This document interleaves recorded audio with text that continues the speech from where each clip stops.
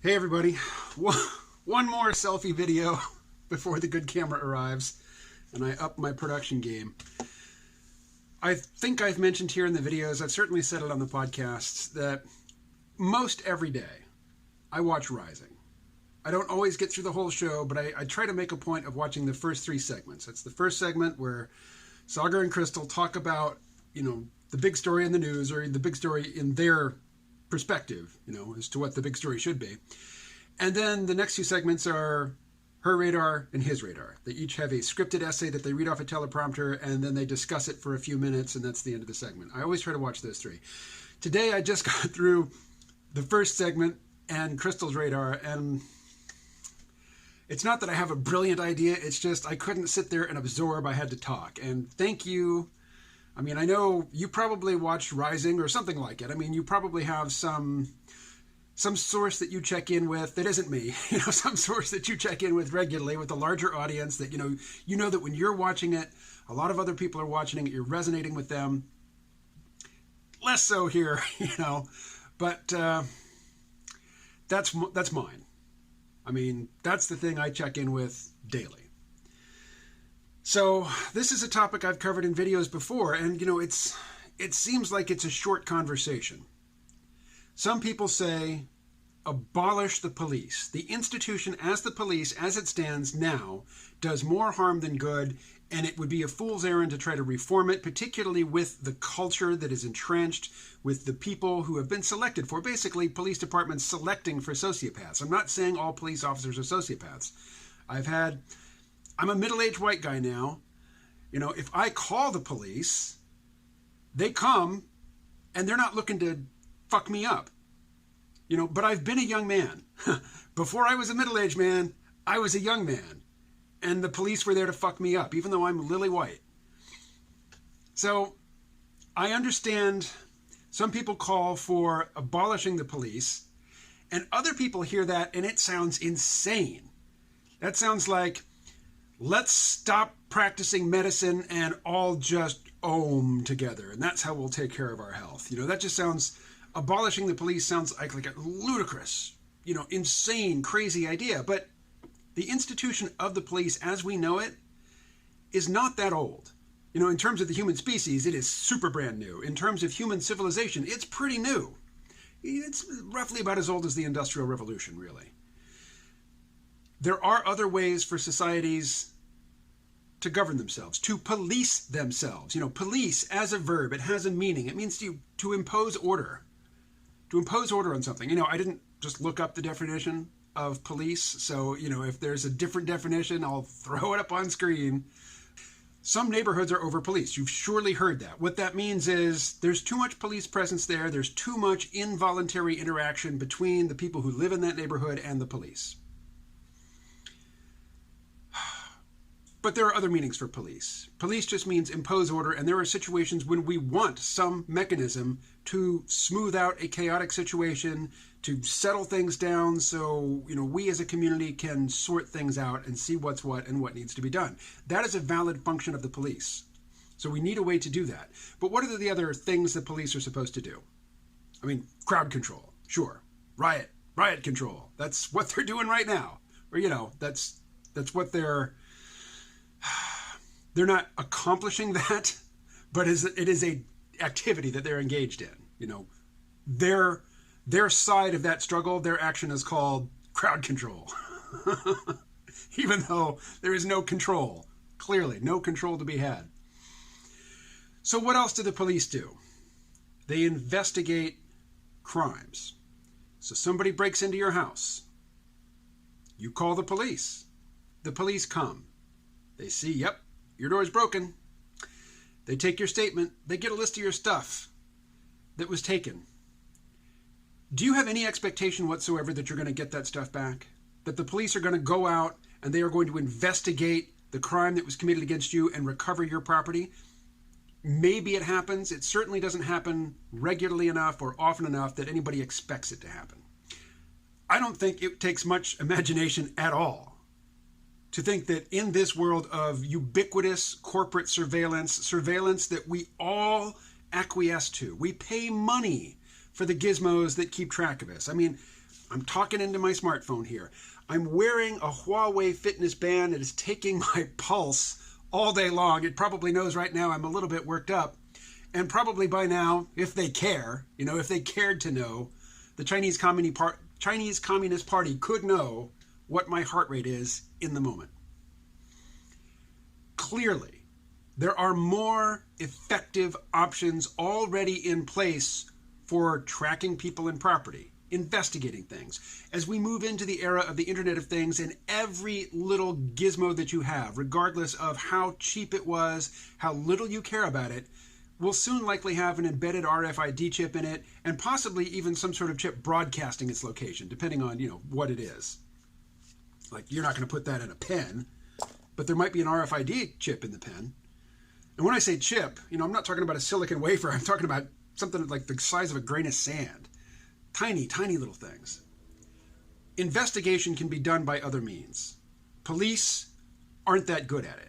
If they were good at it, there wouldn't be nearly the market there is for private investigators. And I'm not impugning their skill. It's just that's not where their priorities are. And the police are hampered by things we really need, restrictions on their power, restrictions on their ability to compel people to talk. Because without those limitations, they would be a frickin' terror. They're already a terror. The poorer you are, the more of a terror they are. And more white people are murdered by police than black people are murdered by police. There are more poor whites than there are poor blacks. The function of the police, one of the functions, it's not their stated function, it's not their acknowledged function, but we all know it is their function, is to protect the rich and the property owners from poor and working people. That's their point.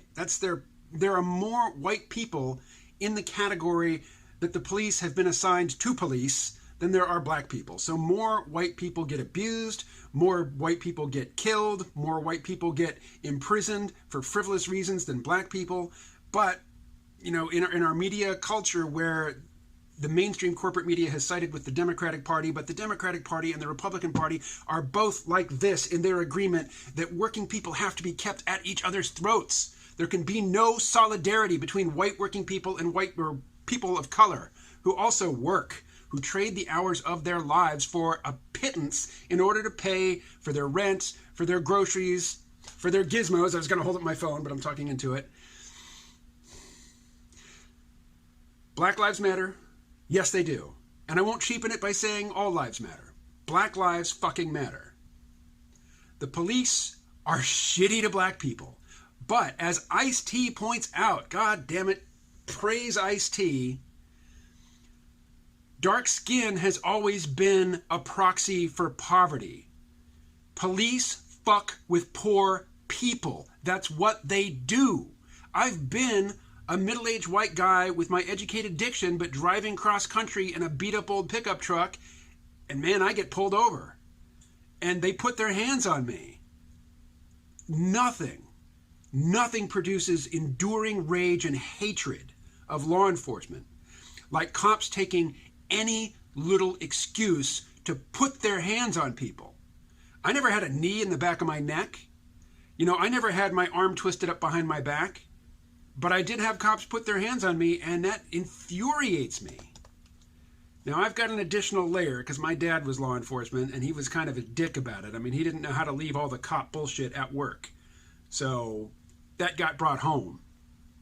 And that's no good for a kid. If you were a police officer, leave all your interrogation techniques at the fucking office. That is not anything that you need to employ on your children. Or your children grow up to be angry cop haters like me. So, can we abolish the police?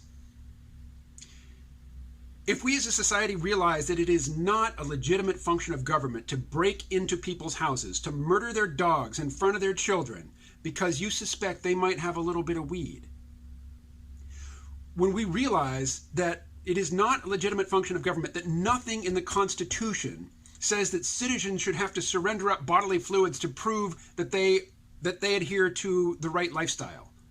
The lifestyle prescribed for workers. We need you to be alert, serious, diligent, punctual, at your job. If we can give up the drug war so much of what the police do which is harmful goes away. But at the same time, so much of what we use the police for now, suddenly we don't have a need for it anymore. So there's too many police. There are too many police officers who have weapons training, who have a feeling of solidarity with their fellow police officers, who they need jobs. You know, it is a bad idea, like we did in Iraq. The U.S. went into Iraq, and basically anybody who had a position of authority who was associated with the previous regime, you know, with the Ba'athist Party, they lost their jobs, which included a lot of men with guns. And what did they do? They went off and they formed militias. So if you don't want militias, well-organized militias, heavily armed militias, comprised primarily of former embittered police officers who got fired and, you know, just kicked out of their position with no warning, that is a recipe for civil war. So we can't do that. Basically, it's going to require a vast, systematic change of our economic system so that nobody is worried that if they're not hustling all day, every day, doing what they can, or taking whatever moral compromises are required to keep their job, if nobody's worried about being kicked out of their house, if nobody's worried about watching their kids go hungry, if nobody is worried about not having enough money to go to the doctor if they get sick or if their kids get sick, then a lot of the pressures which drive us all to team up, to faction up, and to get really, really angry at our mental images of the people we imagine to be on the other side,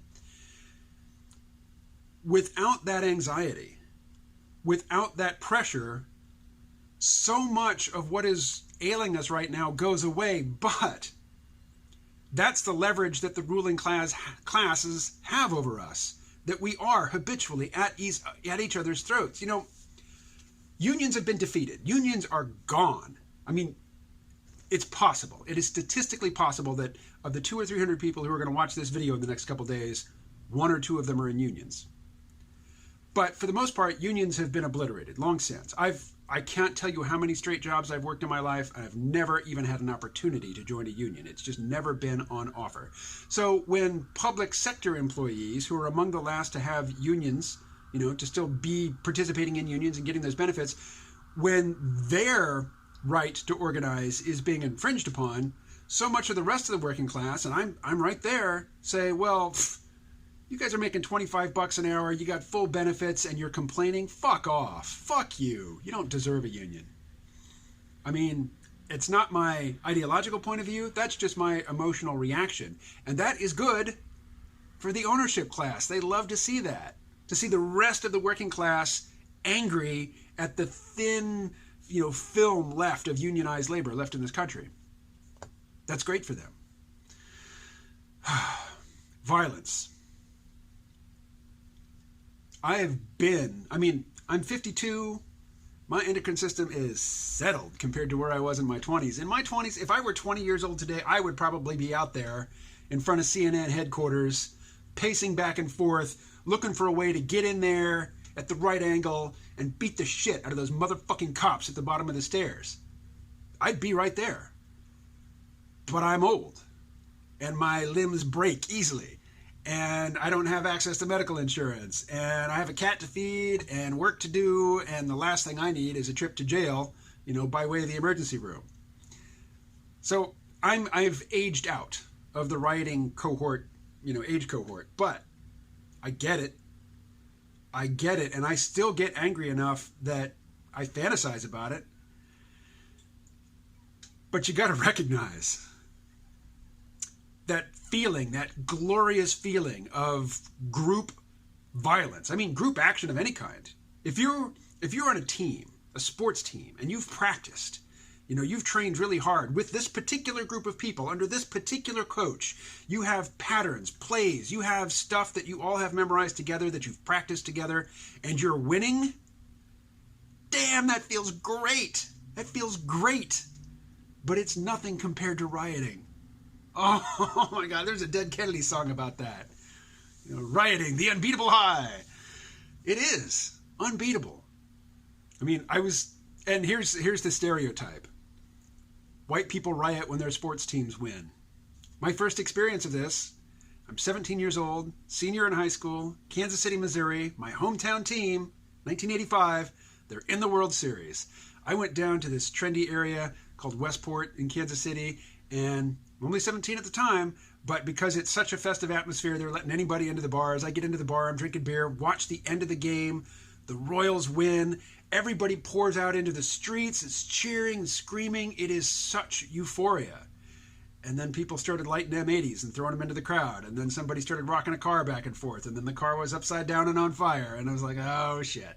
Actually, at the time, I didn't think, oh, shit. This is my adult perspective looking back on the moment thinking, oh, shit. At the time, I thought, yeah. Because it feels great. You know, I mentioned in a tweet, wise societies understand that young men have these urges and these proclivities, and they have always, and they're not necessarily wise in all respects, and not by our standards, but they've had ways to channel that energy. Sports have always been part of it. Another part of it, though, is training young men for war and then sending them out to war. A lot of them don't come back. A lot of them come back scarred, crippled, but that energy doesn't boil over at home, because surely we have very little to complain about.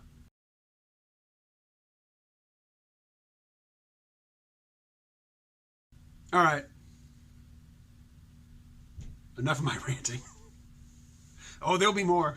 There'll be more, but not today. This is, though, the last day that I'll be shooting stuff with my trusty Huawei Mate SE camera. I have an actual proper vlogging camera, hopefully coming today. All right, talk to you soon.